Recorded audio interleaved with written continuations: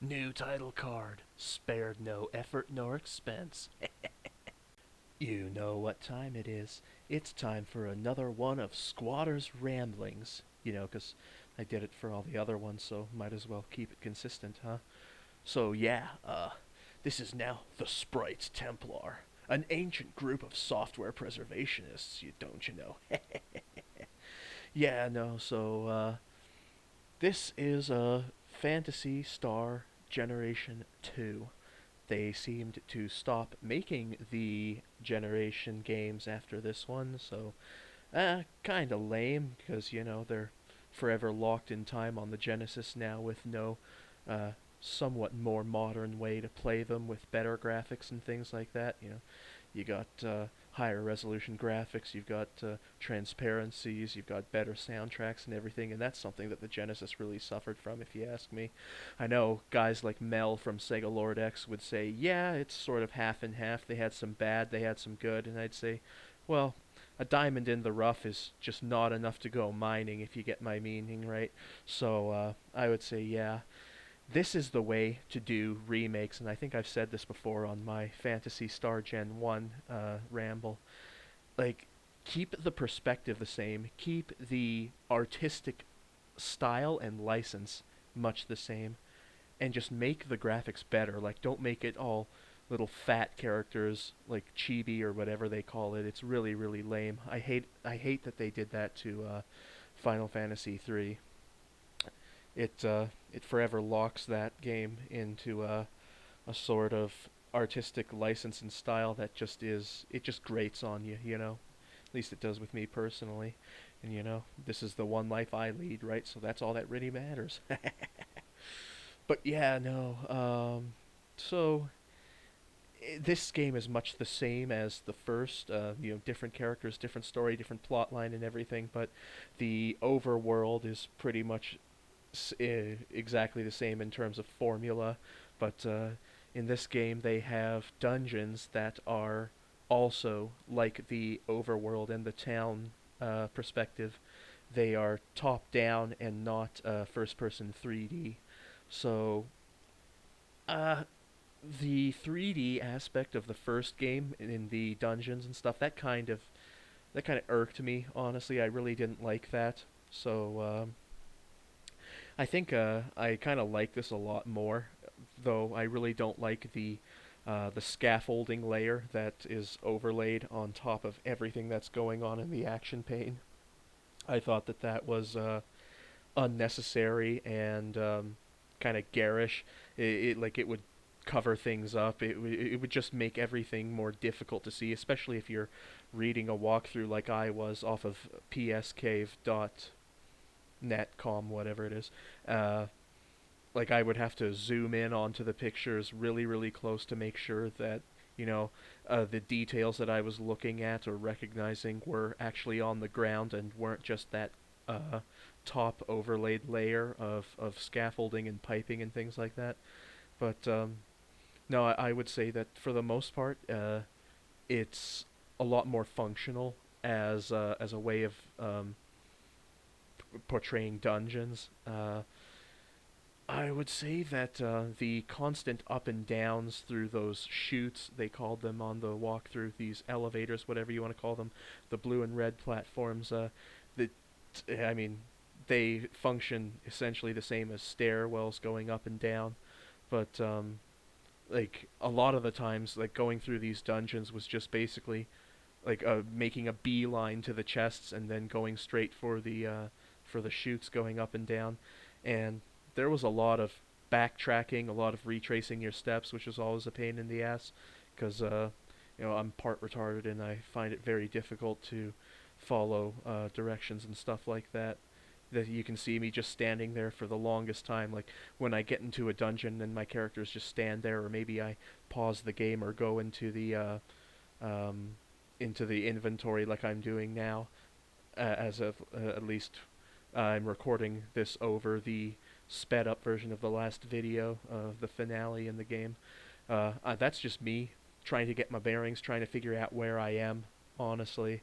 Um, this reminds me, there was supposed to be a special item that one of these Deserins was supposed to give to you if you talk to a guy named Lot enough. And I was actually hip to the jive on that sort of thing. Like I talked to Lot a bunch. I think he's in uh, where is he? Karis or whatever that town was on not Motavia. Oh man, because I think Motavia gets destroyed, or maybe it's Palma or whatever. I don't know. I'm getting confused here. I can never really much remember the names of cities and everything. They're all just such throwaways. But yeah, no, I was never able to get that item. It was the golden something or other. But so I think if it's in this video or the one previous, yeah, this is the guy. He's supposed to give you some kind of a special item if you talk to Laud enough, but guess I didn't do that right, you know. And also on that subject, yeah, I tried my best to figure out how, in one playthrough at most, uh, to try and be able to resurrect Nay. Uh, I guess I didn't do it right, even though I went to all these Phantasy Star Cave forums and other forums like on GameFAQs and stuff, just searching Google up and down, which is really garbage nowadays. Google's search engine is trash, honestly. Uh, More than half the time I find better results on Reddit. Cesspool that place is. But yeah, no, I downloaded a bunch of hacked memory card images that should have given me both completed save files for the first playthrough and the first playthrough of the first game, Phantasy Star 1, and the first playthrough of this game, Gen 2. So, but like whenever I would try to start the game by loading those memory card images, it would seemingly just kind of freeze, right? Like the entire game would freeze up, or maybe it didn't because I was able to back out of it, which I just could not figure out. So I just decided to click through it, like to click O instead of X, because you know this is the Japanese version, and so O and X are swapped. But so I would try to load the save file, and it would sit there at that loading save file screen for the longest time. Interestingly enough, surprisingly, I didn't record that or post it, even though I would consider it content. But that's just me. So I just decided to uh, press O through it, hoping that maybe it was an issue with the emulator, and maybe it just wasn't sending me the notification that the uh, save file had been loaded. But so I guess that didn't work. So I just decided to play the game as it was. You know, I'm not a completionist, right? I'm not going to lose sleep over that sort of thing. Uh, and the only real reason why I decided to resurrect Nay a while after she died is because I just happened across search results for a trainer for this game. So that was how I was able to resurrect Nay. However, I was having a lot of trouble with it in the early times of me trying to use it. Like I would resurrect Nay, and she would not be in the party because she's dead at 0 health, so she wouldn't be walking around with me even if I had selected her from the home party select menu. And I could not use magic or items to resurrect her. Uh, and I'm not sure if that was just a glitch or some whatever kind of problem. I could not resurrect her in the hospital or the cloning chamber. So, what did I do? I think I. Okay, so what I did was that I used the trainer to resurrect Nay a while after she had died, and I then would, after she was resurrected, I believe the thing that was causing problems is I would resurrect her at 0 health, and then I would select the infinite health option in the trainer, and that was causing a problem because, as you can see, if I activate the menu, then everybody has 999 this, that, and the other thing.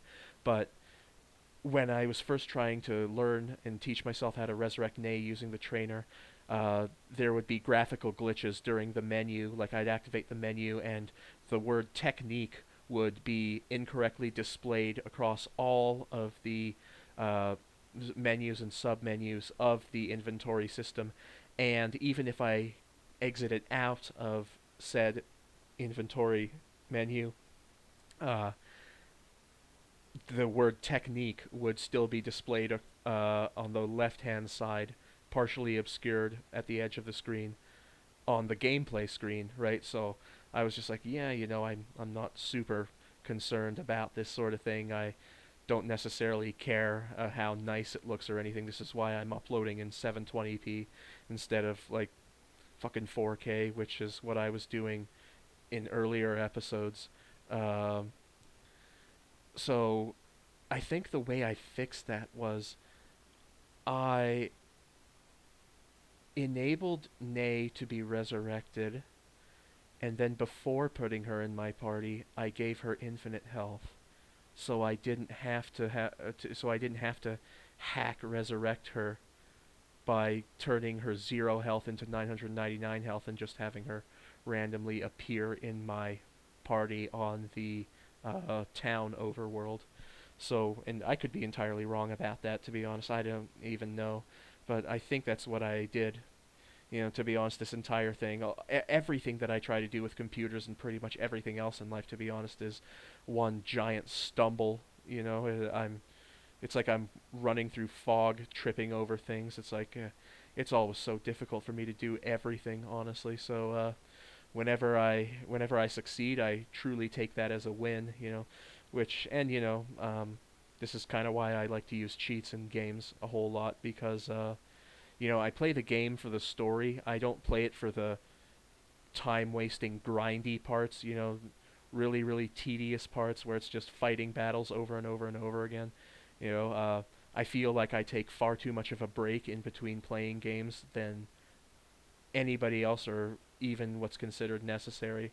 Like several months, in fact, even almost a year from between, I think, Grandia. No, not Grandia. That was, oh, what was the one? The Pirates one in the sky. Oh, jeez, my mind is so bad. Um, Skies of Arcadia. Yeah, between Skies of Arcadia, like partially play through Skies of Arcadia, and then going to Grandia. I think that was the games. It was like an entire year, and I'm like, oh, jeez, no, I never want to have that happen again. And well, before I started playing this game, Gen 2 of Phantasy Star, I had already gone 4 to 5 months between this game and the first Phantasy Star that I just played previous to this. So, you know, I try to say that I want to do things, get things going and everything, be productive, but it never ends up working out. So, what can you do? You can only do what you can, and I can't do a whole lot, let me tell you. Can't get enough of that water crisp. Yeah, no, so I maybe I'm wrong about this, but I would say that this second game, is a lot smaller than the first game, uh, because an entire planet is just absent from it, and I'm not sure if it's Motavia or Palma or whatever, but one planet gets destroyed completely, so it's, as I said, entirely absent from the game, and there are fewer towns and fewer dungeons in this second outing than there are in the first. Um, so, and that actually kind of makes sense because, like, when I was young, and this is like maybe the early to mid 2000s, like, I was thinking that games were actually getting smaller, like, their durations were shorter, honestly, like, there was less to do in them, because, like, and I didn't realize this at the time because I had never played the Elder Scrolls game. The first game in the Elder Scrolls series that I played was Morrowind on the Xbox, the original Xbox, which if I could rename them, it would be Xbox 360, and then the Xbox One would have been the Xbox 540, and then the Xbox, um, is it the Series X, I guess now? I would have called that the Xbox 720. I would have basically just put the names to numbers like they did for Atari. and then so the 720, and then the next one coming along would be 1080, and then we'd go from there, right? And I think it's like, why not go from 360 to 540? You know, it's like, get it on the 360. That seemed to roll off the tongue. Why not 540? Why not 720? Why not 1080? You know, because now everybody has to say, when they're referring to the first Xbox, they have to say the first Xbox or the OG Xbox, or because they can't say Xbox One or X-Bone, because you know that's the third in the series. And it's hilarious to see that, you know, a lot of modern day games. This is why I play classic games, honestly. A lot of modern day series, you know, it's like the most recent releases are like almost are more than 10 years old. It's like Skyrim. It's like of I like I know that there are probably like card I think there's a card game of Elder Scrolls or something, and then maybe like some kind of an online game or something. But like of the main series, the Elder Scrolls Skyrim is from 2011. That's insane, right? Like, my God, that's 13 years ago. Like, like people could have grown to adulthood from being teenagers in that time, right? It's like, oh my God, you know, like, what are these supposedly AAA companies doing with their time and everything? Are they just beating a dead horse, flogging these poor old ancient games, comparatively ancient games, until the very last penny can be sapped from their veins? You know, it's just awful, honestly, right? And on the subject of the Elder Scrolls and what I was saying with how long games are and how they used to be and how they are now, uh, I would have said that, you know, maybe like Final Fantasy X, like on the PS2, that's a very long, wide open game. You know, well, it's a lot of the areas are more like hallways, but it's a very big game, well over 100 hours worth of gameplay, even if it is kind of level grindy, as I said, like trying to extinct certain creatures or something like that, or maybe that's Final Fantasy X-2. I don't really care, but the thing that I would say is it's actually provable that older games are larger in scope than newer games, because the worlds in the first two Elder Scrolls games, Daggerfall and oh, that's the second one, Daggerfall and Arena. So Arena's the first, Daggerfall is the second. Uh, their worlds were the real life equivalent of like almost 300,000 square kilometers. Like they compared it to the size of the entire British Isles, and but like Morrowind was only like 15 square kilometers, and I think Oblivion was somewhere in the 30s of square kilometers, and then Skyrim was like 45 square kilometers or something. Then I think it's like, you know, the older games in the series, you could go all across the world of Tamriel, if that's what it's called. I think, right? I'm not super familiar with the lore behind it and everything. Um, Though I do like, if I'm getting the actor's name right, John Gilbert better as Uriel Septim the seventh, I think his name is. I like him better than Patrick Stewart, because Patrick Stewart's kind of a shit lib, if you ask me. He's I don't like him very much. I can't separate the man from the actor or the roles. So, but no, yeah. So I would say that games were larger in scope because they had simpler graphics, and they could use that space better to their advantage to make a more deep and engrossing storyline, right? And of course, I'm not going to say that games from like the 1980s were more in depth or more dramatic or anything like that compared to uh, games nowadays. I mean, saying that would just be ludicrous. But I would say that the vast majority of the space that a game takes up on its medium, whether it's a disc or a digital download, the vast majority of that is simple, like actual computer graphics and sounds and music and voices, right? Uh, there's not a whole lot of world building, honestly. Like the dreaded hallway, as I said, from Final Fantasy X comes back. You know, everything is more so just in your face action, and not a whole lot about like character development and stuff like that. And of course, there are absolutely exceptions. You know, one of my friends says that the Mass Effect trilogy is really, really good, which I'm honestly considering playing if I do play somewhat newer games, quote unquote.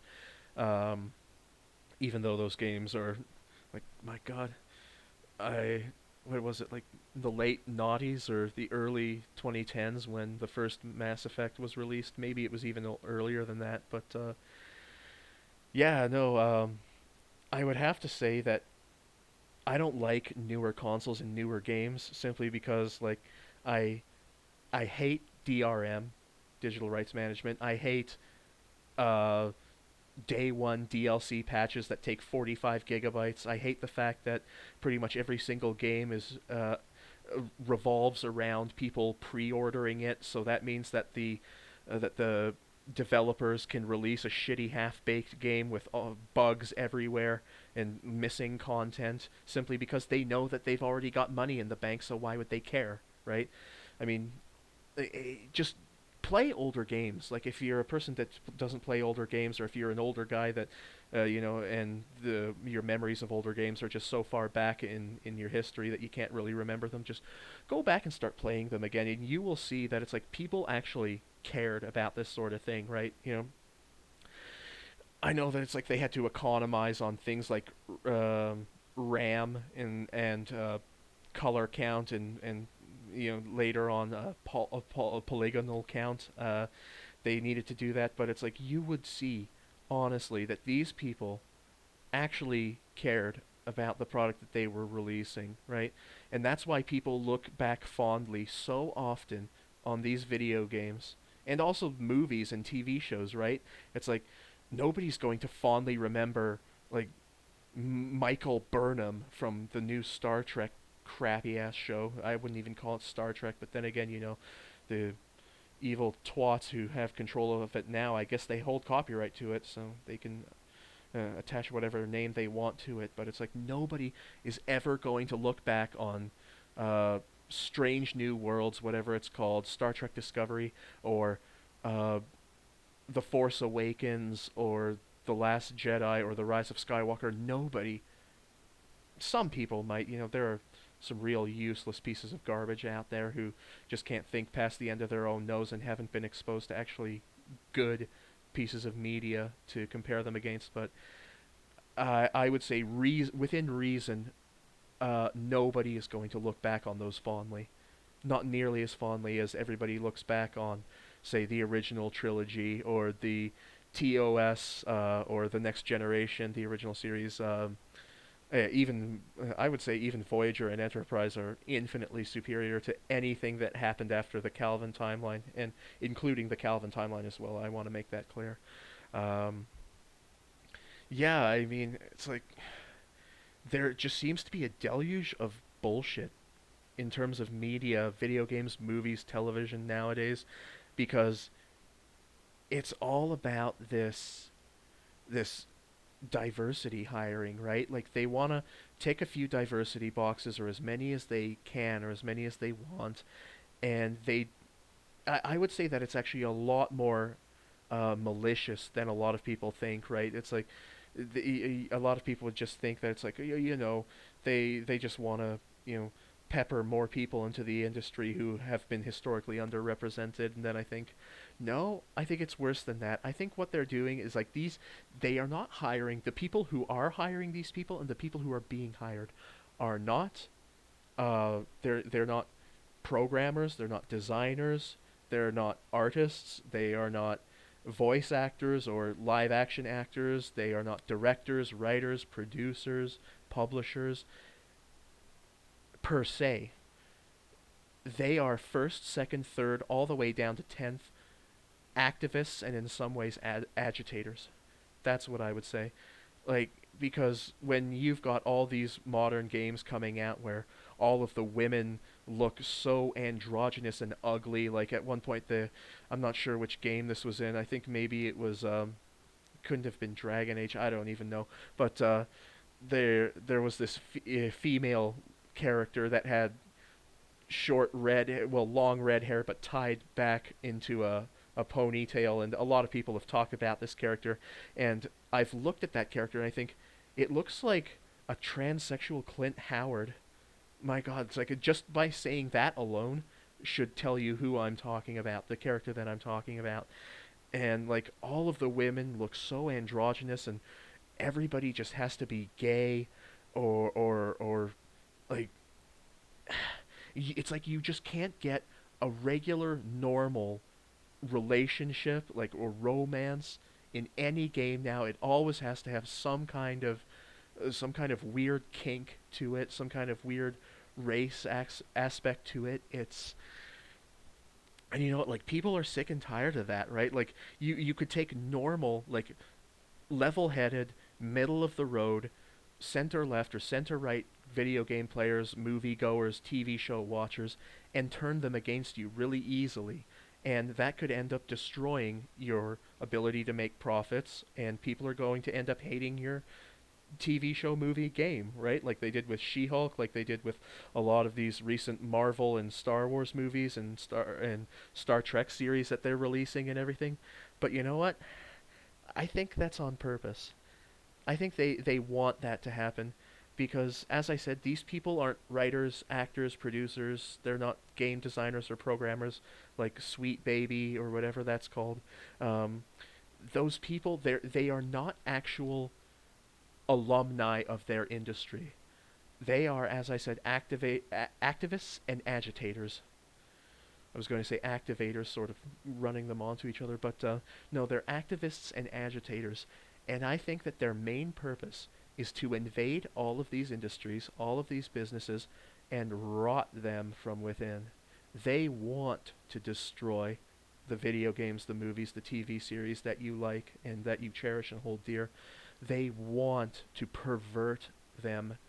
They want to pull them apart and turn them on their head because they love being malicious, right? I mean, they could honestly have one end goal, which I could only think is communism, honestly. But that's what I think they're doing. I think that it's all very, very purposeful, and it is more than become systemic in many industries. So I would say that that's pretty much. Sorry, I hit my microphone. That's pretty much the one reason that I think these people are doing what they're doing. They're deconstructionists. They are destructive deconstructionists, and they they just want to make you hate everything about life. They don't want you to have an escape. They don't want you to be able to have a good time watching the shows that you like because they'll somehow grab hold of them and they'll end up twisting them into some nightmarish pseudo version of what they should have been, it's really awful, honestly, and it upsets me that so many um, pieces of media, so many series and shows and movies and games and stuff like that have just fallen to these people. And it's like, sometimes, like, Ultima, that ended after the ninth game pretty much because you know I wouldn't say that they purposely killed the franchise, although let me tell you something, I won't put anything past EA, but I would say that there was no malice behind it. It was just simple ignorance. And some people would say, well, why ascribe malice to where ignorance will suffice? And then I think, well, that used to work. Now, not so much. It's much too malignant nowadays to just be ignorance. These people are very, very purposeful, and they know what they're doing, and they like it. Honestly, they like destroying everything you love. Well, you know, uh, I would say that that is really, really demoralizing. But well, what can you say? I guess this is why I call it a rambling, because boy, did I ever go off on a tangent on that. But it comes back to what I at the Sprites Templar am trying to do. It's about uh, preservation of media in all forms. As I said, like something like 34 terabytes has disappeared from the human lexicon itself, and those could be anything from early movies from the late 19th and early 20th centuries. They could be poems or missives or epics written by ancient authors and stuff like that. And I mean, it's like, with modern day gaming and streaming and everything, when your average uh, TV episode or something, like when you have like a 2 hour long movie at 8K, that could be like several tens, if not well over 100 gigabytes, right? So I mean, it's like that's 10% of a terabyte right there, essentially.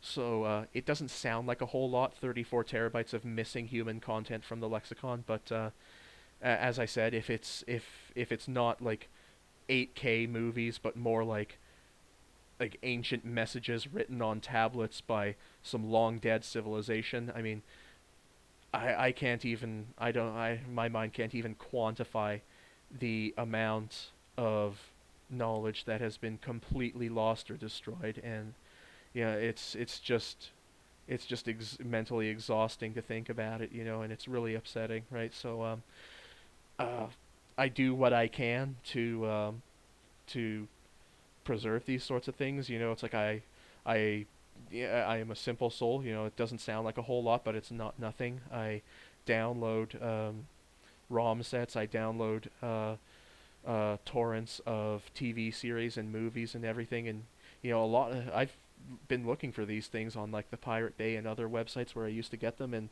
because of link rot and the dead internet, it's you can't find a lot of these things anymore, right? Because let me tell you, like if it wasn't for the Pirate Bay, who would ever know what Nowhere Man is, right? It's like, or like Space Above and Beyond, right? It's like, I mean, if you didn't have torrent sites or sites offering these things, then like if you couldn't find VHS or DVD copies of these things, then essentially it would be lost, right? And I mean that's just a tragedy because as far as we know, Earth is the only place that has intelligent life. And I don't want to sound like a buzzkill, but I think it's possible, not likely, but possible that maybe Earth is the first instance of life in the universe. Because I'm a simple soul and everything, so all I can really do is parrot things that I've heard from other people who are much more intelligent than I am. But they say that it's possible that a 14 to 15 billion year old universe that we have here is just not old enough to have had enough time to spawn intelligent civilizations or maybe even life itself. Like as I said, it's like when life can take hold, it usually does immediately. I mean, that's what is hypothesized by these astrophysicists and astrobiologists. I guess I don't know what you would call them, but I watch a channel. I watch Daniel Rourke from Simon Dan. He's a cool guy. Gets a few things wrong, like the hiked and actual distance of Saturn from the sun. Put a comment on his little solar system hike video, just because like I respect the guy and everything, but when I see an honest mistake, I'll always call it out. Not a problem. But I watch a YouTube channel called John Michael Godier. He's a science fiction author, but again, what I have difficulty with, you separate the man from the work or the fiction and that sort of thing. So, and he talks to actual heads in their field, right? People outstanding in their field, like Avi Loeb, depending on what you think of him. But he's just the first one that comes to mind, and he talks about things like this, like maybe Earth is the first instance of life in the universe, and plus maybe Earth isn't that conducive to developing life at all, because maybe a super Earth would be better. Maybe an Earth that was more massive could have a thicker atmosphere. Maybe if it was closer to the sun or had a different tilt, maybe it could have a longer growing season, promoting more life, that sort of thing. Maybe if it had a different or more moons, or a smaller moon or a larger moon, or many moons, maybe that could help it out, or something like that. Maybe if it was in a different position in the solar system and had fewer asteroid impacts than it did, maybe that would be better. Um, but yeah, no. Jeez, talking about space, huh? Well, this is why I call it a rambling. This is all just off the cuff, right? I'm just sitting here running Cyberlink Power Director, and I'm just watching this movie of the finale of my gameplay, just sitting here talking and everything. So that's pretty much the easiest way to do it. But yeah, the universe is an enormous place, but in terms of life, it could possibly be very, very small. And people would say, what is it, the Fermi paradox or something? If life is so common because planets are so common, stars are so common within the habitable zones, the Goldilocks zones of their stars, then where is everybody, right? And as I said, it's like, maybe the universe just hasn't had enough time to generate or develop or create spontaneously. I know that's kind of pseudoscientific, but create these life forms that would eventually evolve into intelligent races that could possibly colonize another planet or maybe a satellite because you know it's as far as we know the speed of light is the fastest thing we know of. There are theorized particles known as tachyons, but we haven't been able to prove that as far as I know so far. Things could definitely change, and that's the great thing about science is that it evolves and changes due to its own inherent logic. Um, but yeah, no, it seems that the less you know about space, the more wild and wondrous it is. But the more you know about space, the more kind of the more of a letdown it is because it's like even something like going to the moon is so colossal of an undertaking, especially since NASA has such a small budget compared to what it used to have. Well, adjusted for inflation, not such a small budget, and plus, technology gets streamlined and everything, so those costs are lowered and everything. But I would say it's a lot more of government bureaucracy, that sort of thing. Bureaucracy from NASA, bureaucracy from the government, and stuff like that.